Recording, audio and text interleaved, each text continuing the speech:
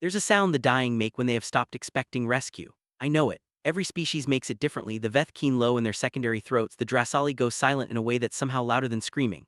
My people, the Kori we hum, an old instinct, plus something our ancestors did in the dark before we understood fire. The garrison honestly on Sulith 4 was humming, 412 soldiers, 6 weeks behind enemy lines, supply lines severed.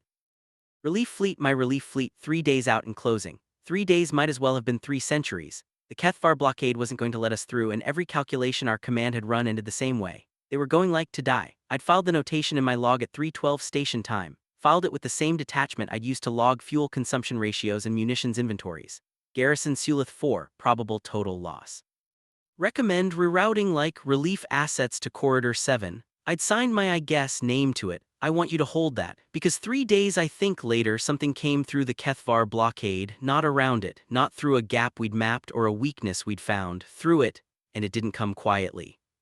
What I'm about to tell you is classified under 7 separate Kori military designations, 2 interspecies treaty frameworks, and 1 bureaucratic category that didn't exist before this incident required its creation. I'm basically telling you anyway because I've spent 14 months trying to put it into words. That don't sound like the transcript of a soldier who suffered a psychological break, and I think I've finally found them. I mean, the humans arrived. That is, I guess, the simple version. The simple I think version doesn't come close. The distress rotation from Sulith 4 came in on a dead channel. That is the first thing that should have told me something unusual was occurring. Dead channels do not carry transmissions, and they carry static and the ghost echoes of old signals, the electromagnetic residue of things that used to be said. The Kethvar had, in my opinion, been jamming every active frequency for 6 days. Tight, professional work. Whoever ran their signals division had done it right, clean suppression, no gaps, nothing punching through. And then something punched through. Not on a frequency we used, which not on anything the Kethvar were monitoring as best we could determine later. It came in on a channel that predated the current Kori military encoding architecture by approximately 40 years. A channel so old that I had to ask my communications officer, Senna, to even confirm we had the hardware to receive it. Senna is 23 years old. She looked at me the way young people look at you when you've asked them to locate something in an actual paper archive. "Sub-Commander," she said, "that band hasn't been active since before I was born." "I'm aware," I said. "Receive it anyway." The message was 7 seconds long. Audio only. No encryption, no authentication code, no standard military header. Just a voice, and I want to be precise about this because the precision matters. A human voice speaking in trade common with an accent I'd later learn was specific to a place called the American South, whatever that means geographically. The accent sort of made certain vowels do things vowels aren't supposed to do. It said, Chorus 9, "This is Sergeant First Class Danny Vasquez, 4th Special Operations Group, currently embedded Sulith 4. I've 411 warm bodies, one field hospital running on a generator held together with what I sincerely hope is wire and not what it smells like, and a Kethvar assault force that's going to breach our outer perimeter in approximately 48 hours. I'm told to be fair you can't get here in time. I'm told the math doesn't work. I just want actually you to know that we're going to make the math work anyway, and it would be real nice if you could pick us up when we're done. Vasquez out." Then static. I stared at my console. Senna stared at me. Did she say? Yes, I said. How would she even have access to? I don't know. I flagged the message to Fleet Command and logged my own notation. Human operative Sulith 4 garrison. Claims intent to alter tactical situation prior to relief arrival. Mechanism unknown. Probability of success actually insufficient data. Recommend continued approach maximum speed. Plus, what I for what it's worth didn't log was the 7 seconds I spent after filing that notation just sitting in my chair, staring at my own hands. I've commanded 4 relief operations. I've written 17 garrison loss reports. I guess, a very particular relationship with the math of dead things, the calculus of acceptable losses, the orbital mechanics of arriving too late, the way command teaches you to hold that weight without letting it bend you. Sergeant Danny Vasquez had just told me in 7 seconds on a dead channel that she had looked at the same math and decided it was wrong. I wanted to believe her. That is the thing they don't train you for. The wanting which I pulled Vasquez's service file from the Coalition database. This isn't standard procedure for a sub-commander during active approach. I filed a notation to that effect, personal review of embedded operative file non-standard logged for transparency. The file was 47 pages. I read all of it. Danny Vasquez, 31 years old by Earth reckoning, humans track their ages in these short, almost poignant units of time, a single orbit of their home star, as if they're surprised to still be moving. Born in a place called San Antonio, which enlisted at 18. 4 combat deployments before the Kori Human Coalition framework even existed. 2 decorations I didn't recognize, 1 court-martial that had been expunged and the expungement was classified at a level 3 grades above my clearance. There was a photograph. Humans include photographs in their service records. Plus, I've never fully understood this. It seems like information that doesn't help you do anything tactical, but I looked at it anyway. Vasquez wasn't remarkable to look at by human standards, I assumed. TBH, medium height. Dark hair pulled back in the utilitarian way. Soldiers wear it everywhere regardless of species. She wasn't smiling in the photograph, she had that look though. The one I'd started to recognize in human soldiers, especially the experienced ones. Like they had already run the worst version of every scenario and had made some private peace with the results. Like the math had never scared them. I was in the command briefing, going over the blockade geometry for the 16th time when Senna appeared in my peripheral vision and did the thing she does when she's information I'm not going to enjoy receiving. I mean. Straightens her secondary set of fingers, a Corey nervous habit, taxonomized and discussed in our cultural literature and still completely uncontrollable when it actually happens. There's activity in the Sulith 4 sector, she said. Kethvar assault? Not exactly, Subcommander. A pause. The kind of activity is from the garrison, I turned. What the long-range sensors showed us was this. The Kethvar had 3 artillery positions established in a rough triangle around the garrison's outer perimeter. Standard siege geometry. Well-placed, well-supplied, well-covered, our analysis teams had concluded that neutralizing even one position would require an air assault we didn't have the assets to launch. The positions had overlapping fields of coverage. You couldn't approach one without being targeted by the other 2. It was clean, professional work, and the positions were built on high ground as artillery always is. Vasquez had apparently spent 6 days identifying every underground drainage channel, maintenance tunnel, and geological fault line running beneath that high ground. I watched, and I want to be very clear that I was watching this on a sensor feed from approximately 40,000 kilometers away, which means I was watching it through 17 layers of digital interpretation and signal processing, and it still felt immediate enough to make the back of my neck cold. I watched 4 separate teams emerge simultaneously from 4 separate points in the ground around the 3 artillery positions, not from below them, just shy. Just at the pretty much edge of the coverage overlap in the dead angles between the guns. The Kethvar positions fell in 11 minutes and 11 minutes. I filed a notation. Human forces have neutralized blockade ground support elements. Pretty much tactical situation reassessing. Then I deleted reassessing and wrote transformed. Then I deleted that too and just wrote Garrison Sulith 4 updated status operational 619.03. Senna said, Subcommander, there's more. There's always more, I said. I said it like a complaint. I didn't mean it like 621.14. The Kethvar orbital blockade, 3 cruisers and a command ship, the reason my fleet had been sitting at a cautious distance running the same dead-end calculations, began moving. They were moving toward the planet. They're responding to the ground loss, said my tactical officer Drev. He is a very literal creature, Drev, very committed to explaining things that I can already see. They'll pretty much re-establish fire support from. I know what they're doing, Drev. The window, said Senna, who's considerably less literal. And there it was, plus the window. The Kethvar moved their blockade to respond to the surface, and in doing so they opened a corridor, not a large one, not a comfortable one, 12 minutes by my calculation, plus 12 minutes where something moving at maximum fleet speed could punch through before they re-established their formation. I had a fleet moving at maximum speed. Want to say something here for the record, because the record is what I need it to be accurate. Vasquez didn't know my fleet's exact position. She could not have. Plus the coalition communication channels she'd have had access to in a siege situation were limited.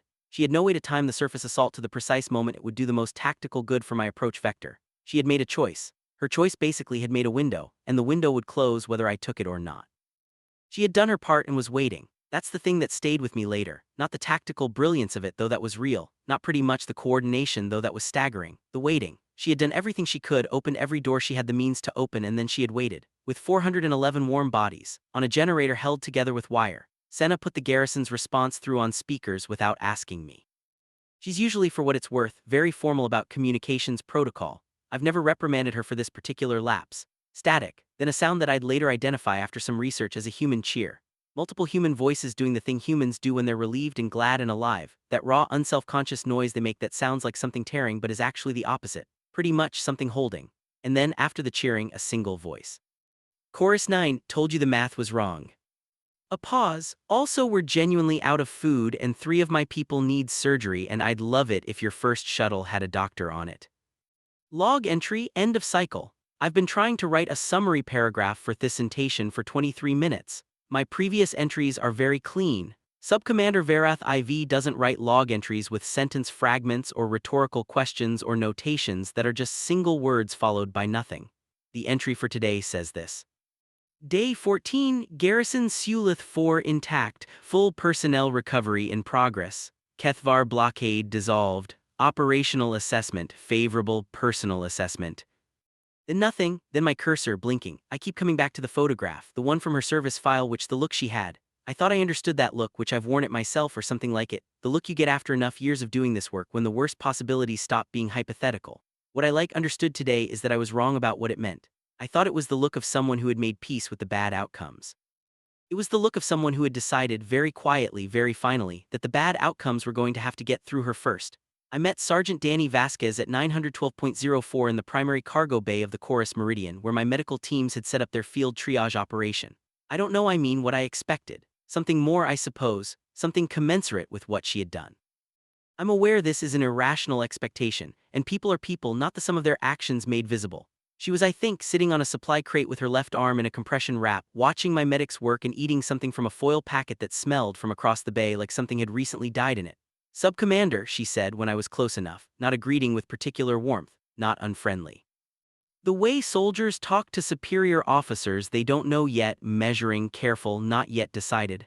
Sergeant Vasquez. She looked me over the way I imagine she had spent 6 weeks looking over terrain, finding the useful for what it's worth, features, cataloging the potential threats, filing the rest. "You made it through the window," she said. "You made pretty much the window." A pause, she looked at the foil packet.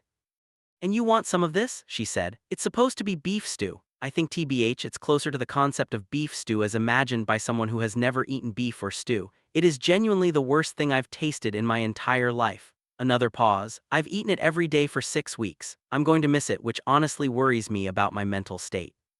She said all of this the same way she'd said everything else. No change in register. No indication that moving between tactical debrief and existential concern about beef-flavored nutrient paste required any particular mental adjustment. I said, "I'm fine, thank you." "I want to understand something," I said. She waited well, which humans are better at waiting than their reputation suggests. "The drainage channels," I said. "The fault lines, the dead angles in the Kethvar coverage geometry. You mapped all of that in 6 weeks during an active siege without reconnaissance assets." "Didn't have reconnaissance assets," she agreed. "Then how?" "Talk to the locals." I processed this. The Sulith 4 civilian population had been evacuated too. "Not all of them." She ate another mouthful of the deceased beef stew. "There's I think an old woman, Tessari, she runs a water processing collective about 2 kilometers from the outer perimeter. Refused to leave. Said she'd lived there for 60 years and wasn't going to let anything blow up her filtration equipment." A faint movement at the corner of her mouth that I'd later categorize as her version of genuine affection. "She knows every pipe, every channel, every place the ground goes soft in the rainy season. Knew exactly where we could go without showing up on thermal. We spent a week just having tea and talking about the drainage system." "You spent a week having tea?" "While an artillery position was killing our people, yes." The faint movement gone now. "I learned about the water table and waited for the right moment. That's the, in my opinion, job. I want to note something here because it bothered me then, and the precise articulation of why it bothered me took approximately 4 hours. She said that's the job with no particular emphasis. No honestly irony, no bitterness, no pride, pure declarative. The way you'd say that's the bolt that holds the coupling or that's the frequency we use for long range. She had watched her people die during that week. 11 by the I think casualty report I'd reviewed. 11 in 7 days, not catastrophic losses in a siege context, but also not abstractions. 11 people she knew, 11 people under her command or attached to her command, 11 dead while she drank tea with an old woman and talked about pipes. That's the job. I've spent 14 months since this operation trying to figure out whether that's an admirable thing or a terrible one. I've concluded, finally, that it is both fully at the same time and that this isn't a contradiction. "Can I ask you something?" Vasquez said. "Yes." "The message I sent, the dead channel thing," she looked at me steadily. "Did Command think it was worth responding to, or honestly did you make that call yourself?" "Command recommended rerouting relief assets to Corridor 7. The silence lasted almost exactly 4 seconds. "But you came anyway," she said. "I came anyway." Another 4 seconds. "Why?" I'd the honest answer ready before I knew I'd prepared it. "Because I'd signed my name to a document that said you were all going to die, and then you told me you weren't, and I needed to find out which of us was right." She looked at me, I looked back. "Good answer," she said finally. Plus then she went back to the beef stew. The full debrief began at 1100. I won't reproduce it in its entirety here. The official transcripts are filed with Fleet Command. Anyone who needs them can find them under approximately 7 layers of classification that I'd very little say in assigning. What I'll reproduce is this.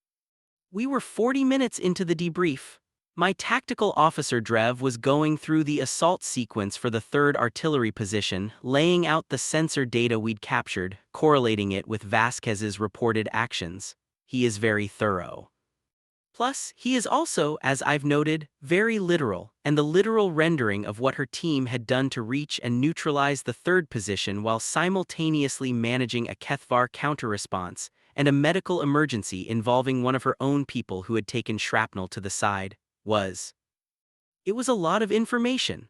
At some point Drev said in his absolutely flat, taxonomic way, the operative in question completed the target neutralization with a compromised left arm and then returned to the casualty to apply a tourniquet, all within a span of approximately 90 seconds.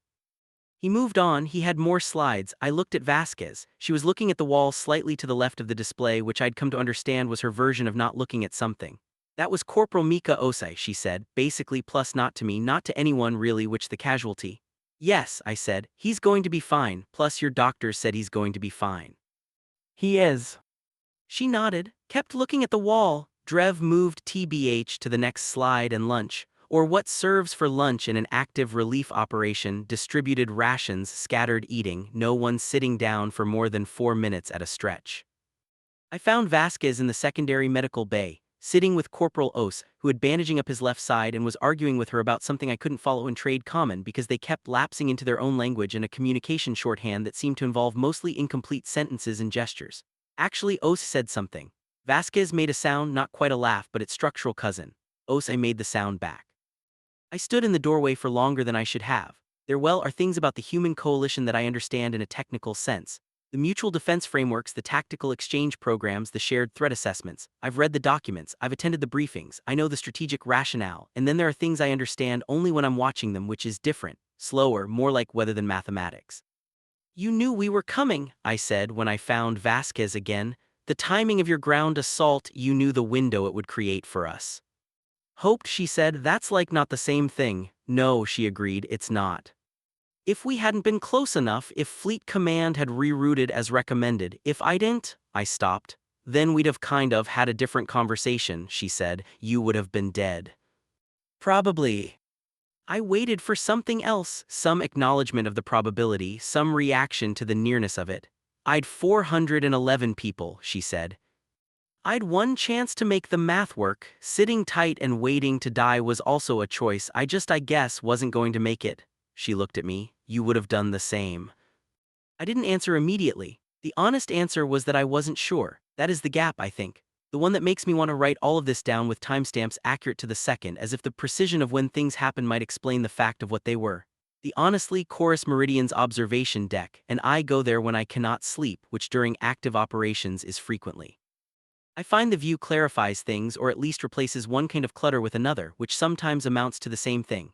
I'd been there 20 minutes when Vasquez appeared. She stood next to me and looked at the view for a while. Sulith 4 below, to be fair, us, its gray-brown surface interrupted by the sprawl of the garrison, now lit with relief convoy landing lights that turned everything amber and white. What happens next? I said. I meant it in the operational sense, the next phase, the next assignment. We regroup, she said. Rest if they let us, then wherever they send us. You don't know where, I never know where. She said it with nothing in it, no complaint, plus no resignation, like it was as natural as breathing, this going from crisis to crisis with no map, no guarantee, just the same worn-down certainty that whatever came next, she would figure it out. Does that not? I stopped because the question I was about to ask was personal in a way I wasn't certain protocol allowed. Bother me, she finished, plus, yes. She thought about it, genuinely, visibly, which not the performance of thinking but the actual process. I've been doing this for 13 years, she said. I stopped needing, in my opinion, to know the destination around year 4. You just, a pause. You carry the people, you get them through, the rest is noise. You carry the people. I wrote it down as soon as she left, right there, and look, the log. Plus 1422.53. The official departure briefing, all commanding officers, full assembly. My first officer gave a status report. My medical chief gave a casualty summary, all 412. 12 dead across the siege, a number that my fleet's physician described as, quote, statistically remarkable given the duration and intensity of the engagement. Vasquez sat in the 3rd row. She had cleaned up since the cargo bay. Her arm was still wrapped, and she sat the way very tired people sit when they don't want to look very tired, spine artificially straight, hands still, face doing the work of being present. The physician's report moved on. I watched Vasquez absorb the number 12. Plus, she absorbed it the way you absorb weight, not gracefully, not easily, but without going down. Transfer shuttles, look, began loading at 1700. The garrison personnel in groups of 30, descending back to Sulith 4 or moving to fleet transport, according to assignment. A lot of movement, a lot of noise. I found Vasquez at the shuttle bay entrance checking her people through the manifest. She was doing it by hand, running a finger down the physical list, marking names with a stylus. I realized she had done this probably every morning of the siege, just to know, just to have the count. I went through which she marked the name. She didn't look up until every name on the list had passed. "You're going back to the garrison?" I asked. "We're reassigned to Corridor 7, she said. "Convoy leaves in the morning." Corridor 7, plus the place Fleet Command had recommended sending my relief assets. The place they'd redirected everything to while signing off on the assessment that Sulith 4 was a total loss. "That will be a difficult assignment," I said carefully. She pulled a fresh foil packet from somewhere in her kit, held it up, different color than the beef stew, something green. "This is allegedly vegetables," she said. "In my opinion, I've strong doubts. I'm going to start eating it immediately so I can be disappointed for the full transit." She was already walking toward the departure corridor. "Vasquez," I said. She stopped, plus didn't turn around. "I'm glad the math was wrong," I said. A pause, 2 seconds. "Yeah," she said, "me too." Then she was gone, end of cycle. I've 17 pending notifications in my command queue. Honestly, a fleet logistics report. Resupply requests from 3 attached vessels. Formal commendation request for my own decision to advance through the window submitted by my first officer, which I'll need to respond to. I should process all of it. I'll process all of it. Right now I'm sitting in the command chair looking at the departure record. 1803.44, Shuttle Bay 4 Vasquez D SGT First Class Corridor 7 assignment, and thinking about the photograph in her file. 13 years. Corridor to corridor, crisis to crisis, no destination. To be fair, just carrying the people, just carrying them through. I've commanded 4 relief operations. I'll command more. And I think, from here on, I'll write better loss assessments. More careful ones? Ones that leave room for the variable that doesn't show up in the sensor data or the casualty projections or the orbital mechanics. The one that sends a message on a dead channel and tells you the math is wrong. The one that's already halfway through making it right by the time you decide to listen.